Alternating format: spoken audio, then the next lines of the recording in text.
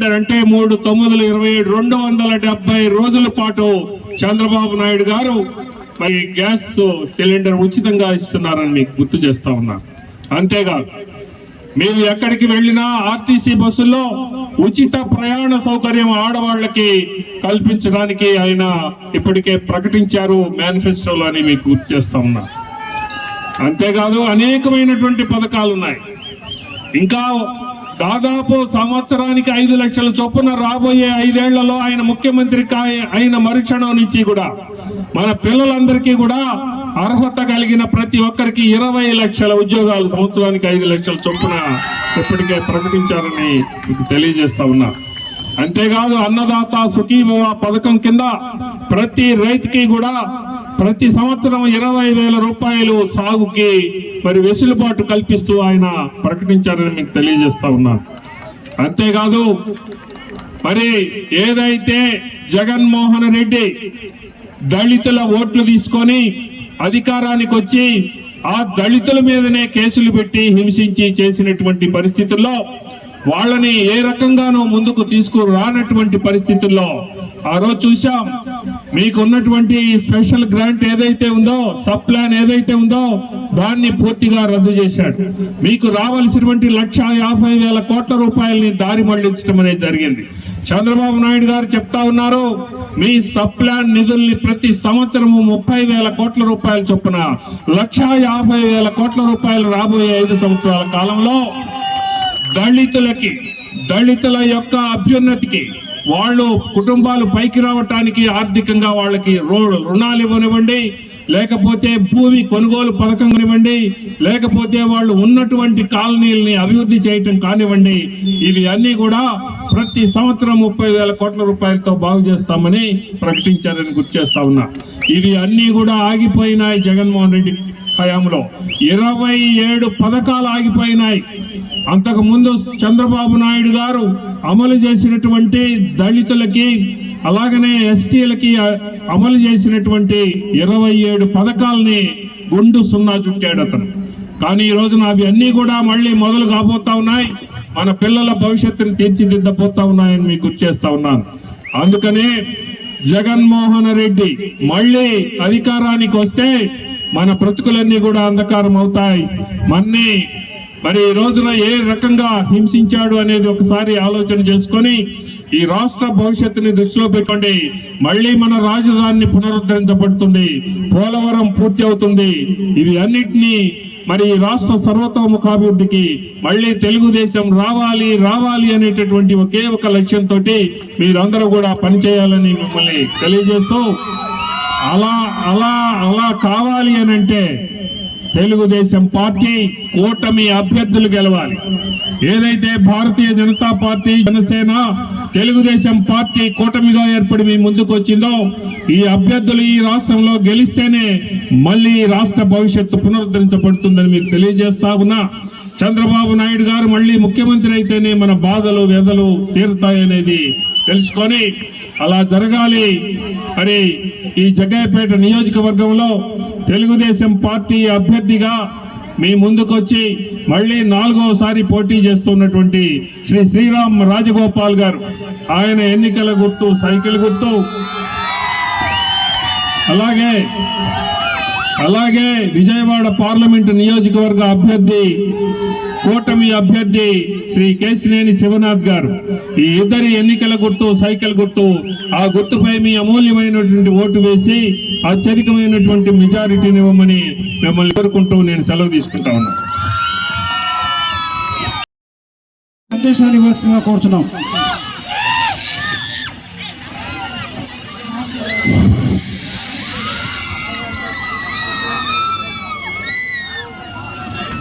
మిత్రులారా, పెనుగంచిప్రోలు గ్రామ సోదరిమణులు, సోదరులు అందరికీ కూడా హృదయపూర్వక నమస్కారం. ఈ రోజున ప్రత్యేకించి రేపు 13వ తారీఖున జరగబోయేటటువంటి ఆంధ్ర రాష్ట్ర శాసనసభ ఎన్నికల్లో తెలుగుదేశం పార్టీ అభ్యర్థిగా భారతీయ జనతా పార్టీ జనసేన బలపరిచినటువంటి అభ్యర్థిగా శ్రీ శ్రీరామ్ రాజగోపాల్ గారి అభ్యర్థిత్వాన్ని సమర్థించమని ఓటు వేయమని మిమ్మల్ని అడగటానికి వచ్చాము. ఇక్కడ ఒక్కసారి అందరం కూడా ఆలోచన చేయాల్సినటువంటి అవసరం ఉంది. ఈరోజు మళ్ళా 2019 ఎన్నికల్లో జగన్మోహన్ రెడ్డి రోడ్లన్నిటి మీద తిరుగుతూ, గ్రామాలు తిరుగుతూ, అందరి నెత్తుల మీద చేయి పెట్టి బొగ్గలు నిమిరి ఒక్క ఓటు అని అడిగి అధికారానికి వచ్చి 5 సంవత్సరాల కాలం గడిపోయింది. ఈ 5 ఏళ్లలో ఏమి జరిగింది అనేటటువంటిది ప్రతి ఒక్కరం కూడా ఆలోచన చేయాల్సినటువంటి అవసరం ఉందని నేను కోరుకుంటా ఉన్నా. మీరు చూడండి, మళ్ళీ నాకు మరొక్కసారి ఓటు ఇవ్వండి అని అడుగుతా ఉన్నాడు. మనందరం కూడా ఇద్దామా? ఇస్తే ఏమవుతుంది? ఆంధ్ర రాష్ట్రం మొత్తం కూడా ఇప్పటికే 30 ఏళ్లు వెనక్కిపోయింది.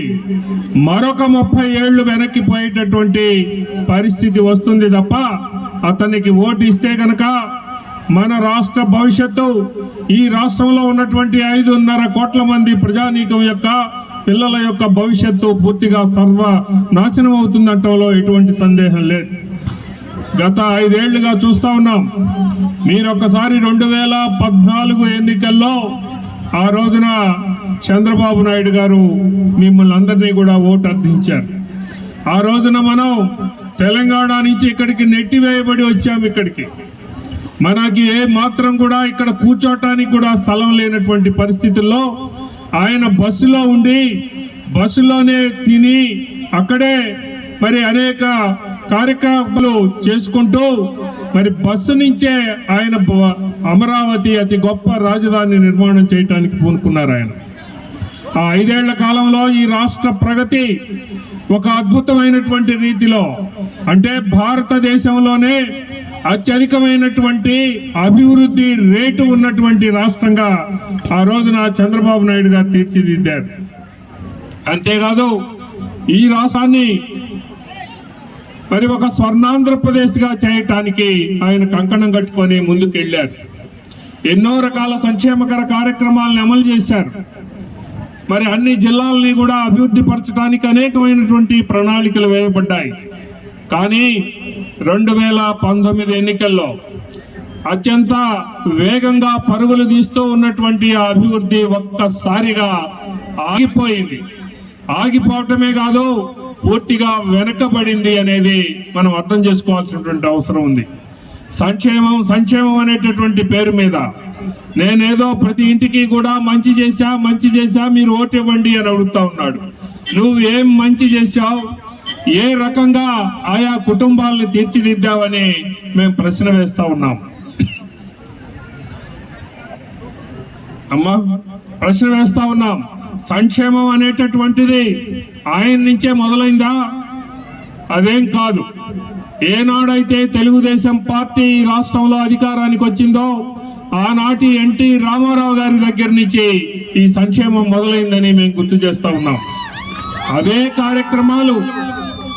కార్యక్రమాలు మరి పేర్లు మార్చి ఈ రోజున జగన్మోహన్ రెడ్డి మరి మీ అందరినీ కూడా మరి భ్రమ పెట్టడం అనేది జరుగుతూ ఉంది. కానీ సంక్షేమం అంటే తెలుగుదేశం పార్టీ అంటే సంక్షేమం. అలాగే చంద్రబాబు నాయుడు గారు సంక్షేమాన్ని, అభివృద్ధిని రెండింటినీ కూడా 2 కళ్ళుగా ముందుకు తీసుకుని వెళ్ళాడు. ఆయన ఒక రాష్ట్రంలో అభివృద్ధి ఏ రకంగా జరగాలి, ఏ రకంగా ఈ యొక్క ఉపాధి అవకాశాలు కల్పించాలి అని ఆయన చూపించడం అనేది జరిగింది. అందుకే ఈరోజు మళ్ళా చంద్రబాబు నాయుడు గారు మీ ముందు ఒక సంక్షేమ కార్యక్రమాలను మీ ముందుంచారు. ఇప్పటికే తెలుగుదేశం పార్టీ కార్యకర్తలందరూ కూడా మీ ఇంటింటికి వచ్చి వివరించడం అనేది జరిగింది. బాబు గ్యారంటీ, భవిష్యత్తు గ్యారంటీ, బాబు షూరిటీ, భవిష్యత్తు గ్యారంటీ, బాబు షూరిటీ అనేటటువంటి ఇప్పటికే మీ అందరికీ కూడా తెలిసినటువంటివి. ఆడబిడ్డ నిధి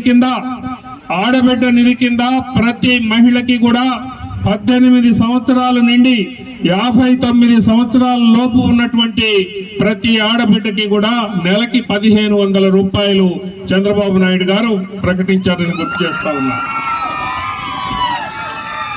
అంతేకాదు తల్లికి వందనం అనేటటువంటి పేరు మీద ఇప్పటికి మీకు జగన్మోహన్ రెడ్డి అమ్మఒడి అని మరి అంటా ఉన్నాడు. అమ్మఒడి కింద ఒక పిల్లకో మాత్రమే ఇస్తా ఉన్నాడు.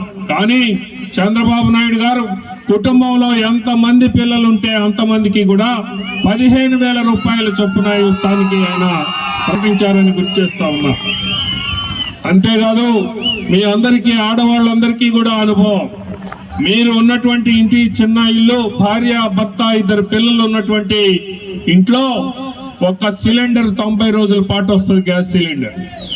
అలాంటిది సంవత్సరంలో మరి 3 గ్యాస్ సిలిండర్ అంటే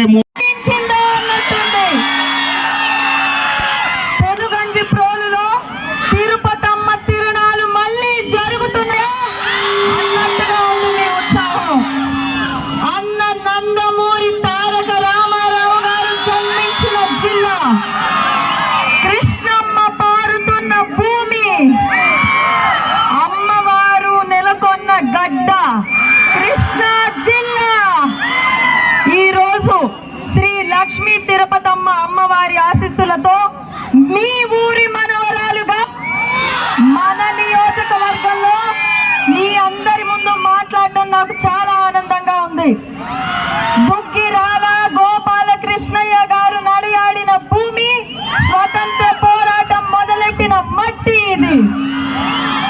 కాకాని వెంకటరత్నం గారు నడియాడిన నేల ఇది.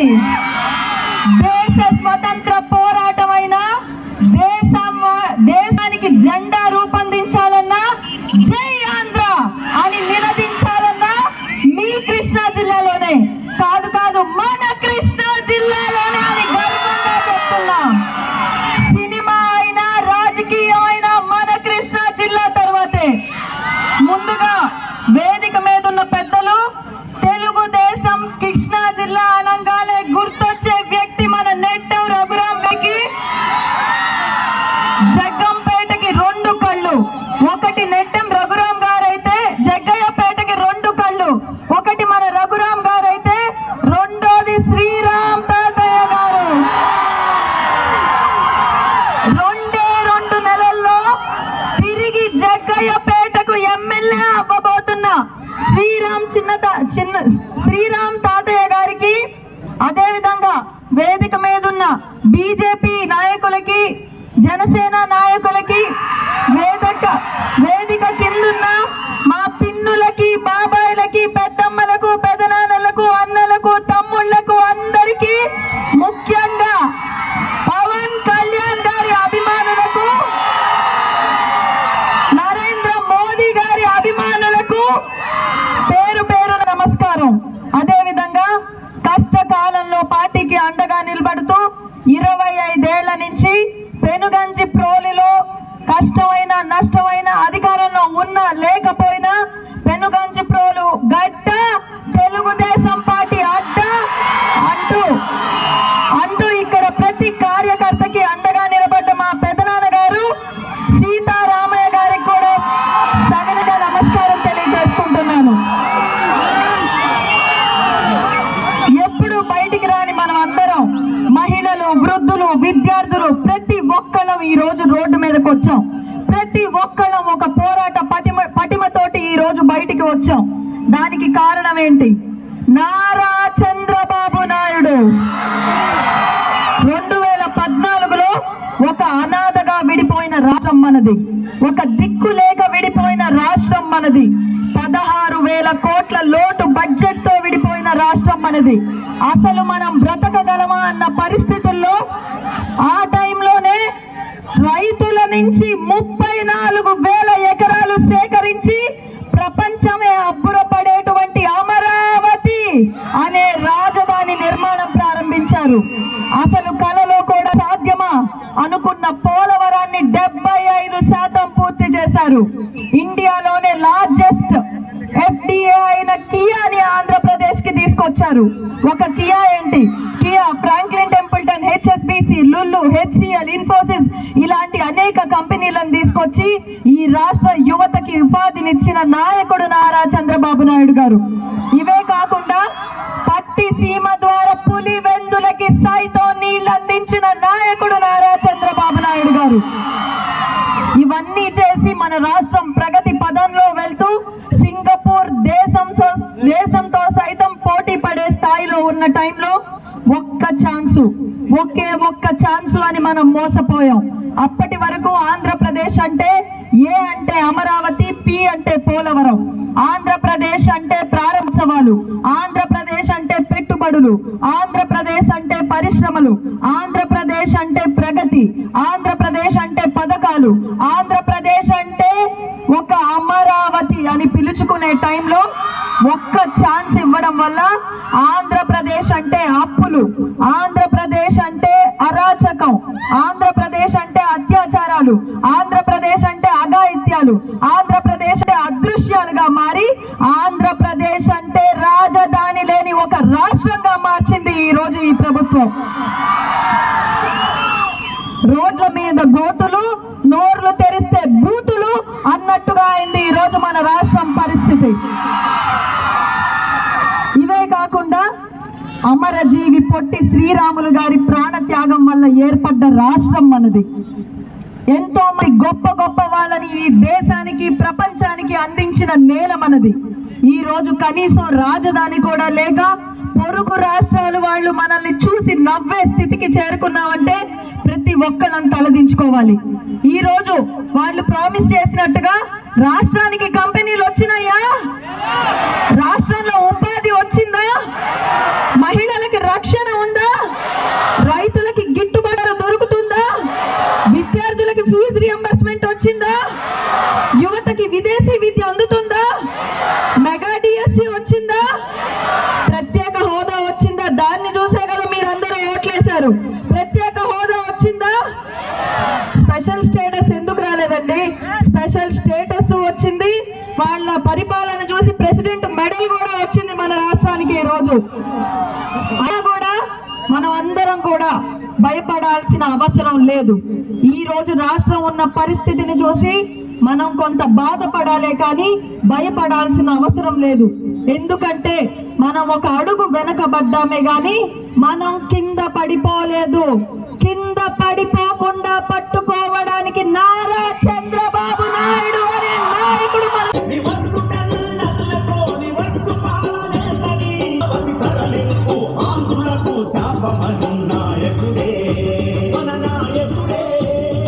చంద్రన్న పాలనలు, పరుగు ప్రాజెక్టులు, తీరు బస్సు పాలనలు, పడకేసులు అన్ని పనులు, ప్రజల వరం పోలవరం పనులు ఆగిపోయాయి. మాయగాళ్ళ మాటలను చెరిపేసి యుద్ధానికి సిద్ధపడే ప్రజలాడు కథనాలపైన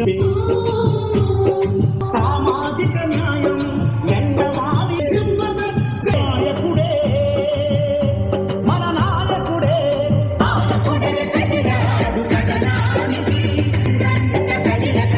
సంక్షేమం అమరావతి పోలవరం శాసన మండలి రద్దుతో హద్దు మీరే అహంకారం. అమరావతి పోరులో తెలుగుదేశం జెండానే ఎగరేసి చంద్రన్నకు జై కొట్టను